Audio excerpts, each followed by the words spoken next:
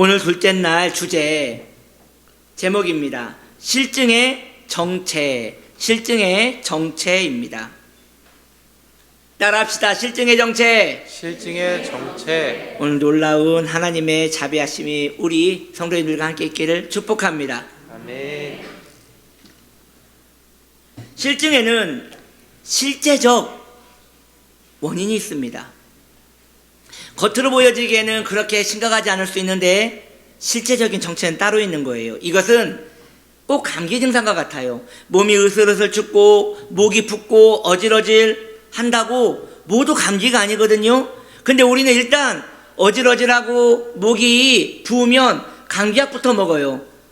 정기검진 받으러 가지 않습니다.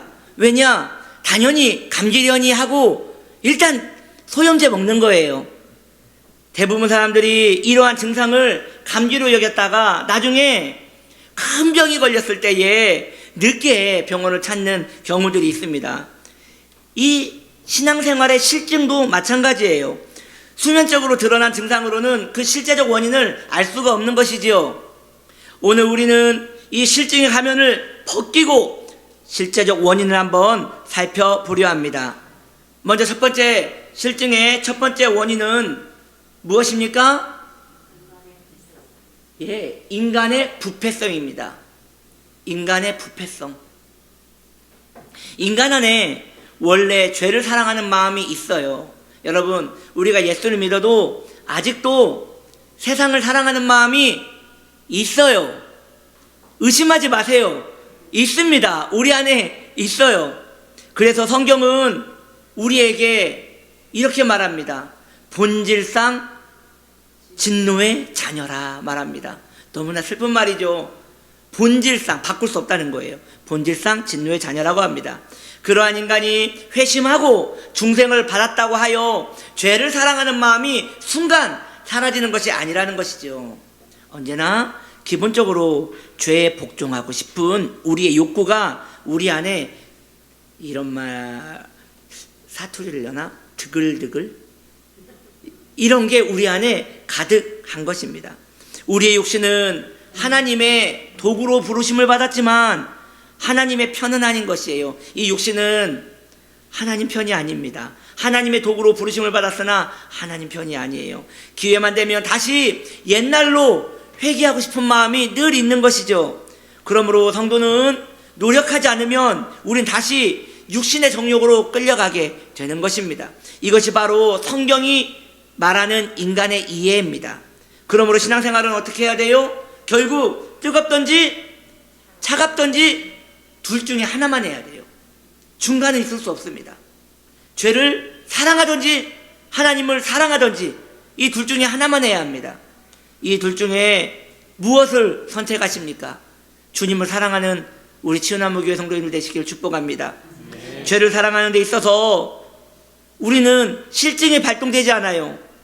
그러나 하나님을 사랑하는 데 있어서는 실증이 강한 발동이 일어납니다. 이를 보아 알 수 있는 것은 실증이 하나님으로부터 온 것이 아니라 바로 죄의 스파이라는 걸 알 수 있죠. 실증은 성도를 부패한 옛 본성으로 다시 돌아가게 하려는 목적이 있습니다. 그래서 우리에게 나타난 악의 화신 같은 것이에요. 실증이 마음에서 꿈틀대며 올라올 때에 우리는 두려워하고 무서워해야 합니다. 끔찍해야 합니다. 꼭 지옥에 끌려가듯 마음에 두려움이 있어야 하는 것이에요.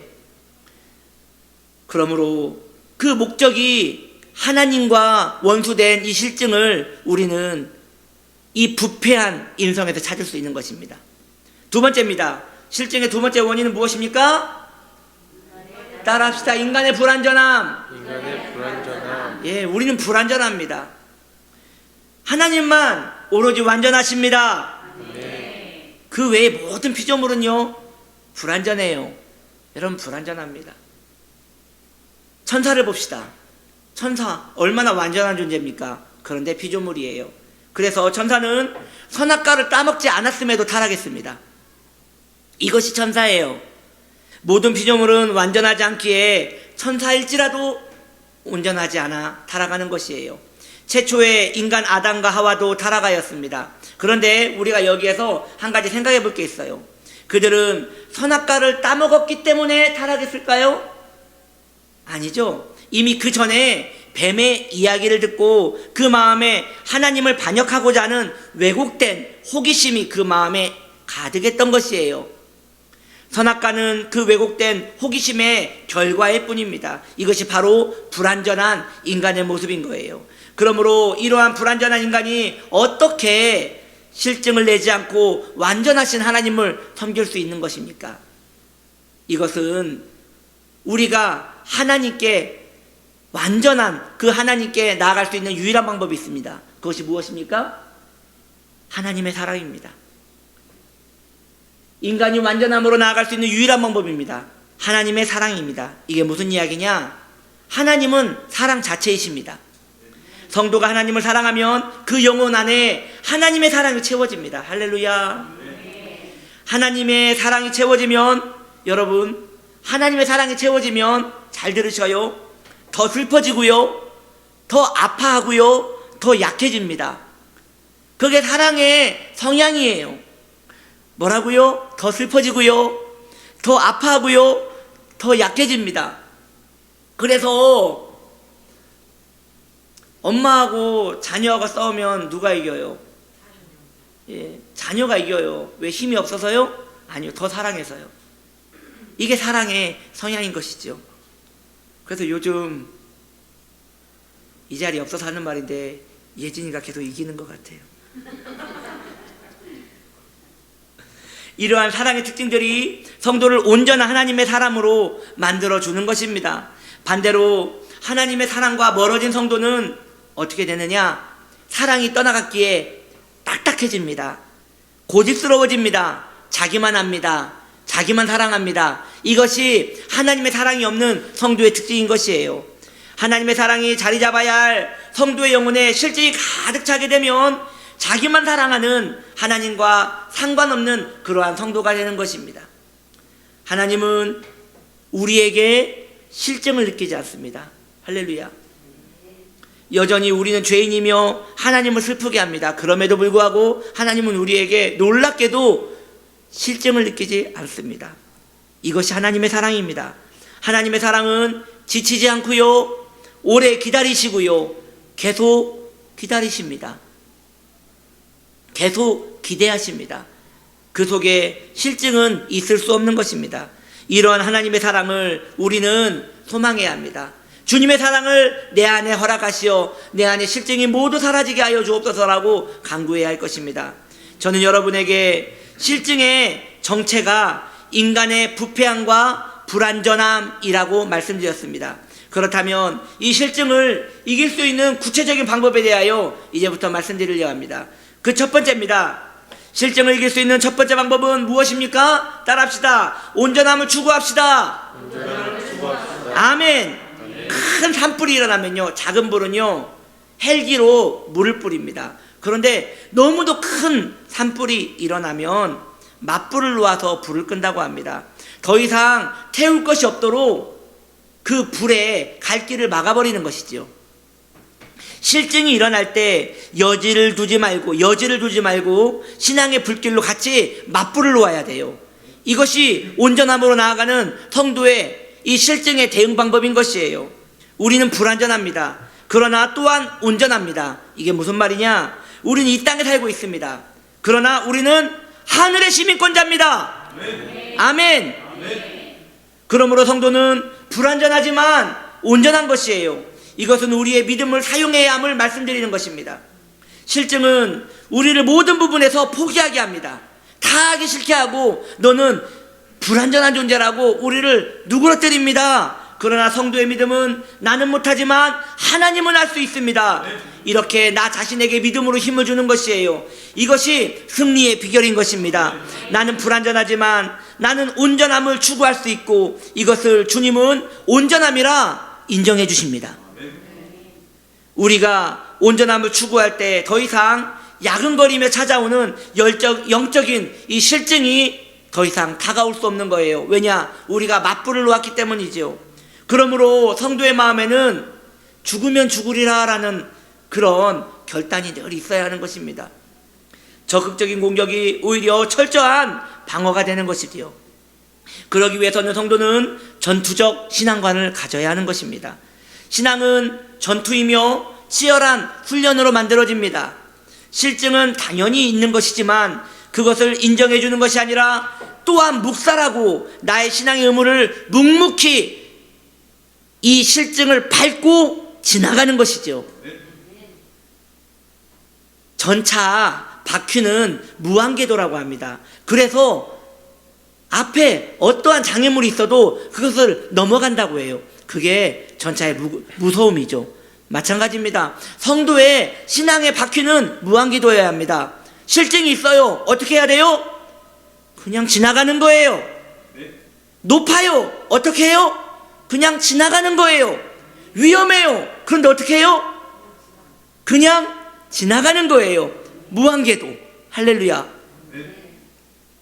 그러므로 사랑하는 성도님들이요, 실증의 불길이 막 일어날 때 함께 거룩한 열정으로 맞불을 놓으시기를 바랍니다. 마음의 게으름과 실증이 꿈틀댈 때에 더 강하게 몰아붙여서 자신의 신앙의 세계로 그것을 밀어 넣으십시오. 주님께서 우리의 온전함으로 인정해 주실 것입니다. 실증을 이길 수 있는 두 번째 방법입니다. 따라합시다. 은혜의 목숨을 걸어야 합니다. 그 미국 일리노이아 대학에서 발표한 것에 의하면 사람이 흙을 밟고 사는 것과 흙을 밟지 않고 콘크리트를 밟는 그 두 명의 이 두 그룹의 건강을 체크해 봤는데 79%가 흙을 밟는 사람이 더 좋아졌다고 합니다. 인간은 그 신토불이라고 하죠. 자연과 가까워야지 건강할 수 있다는 것을 증명한 것입니다. 그런데 오늘날 왜 이렇게 많은 사람들이 건강을 해치느냐? 이 패스트푸드 때문에 그렇다는 것이에요. 너무 맛있잖아요.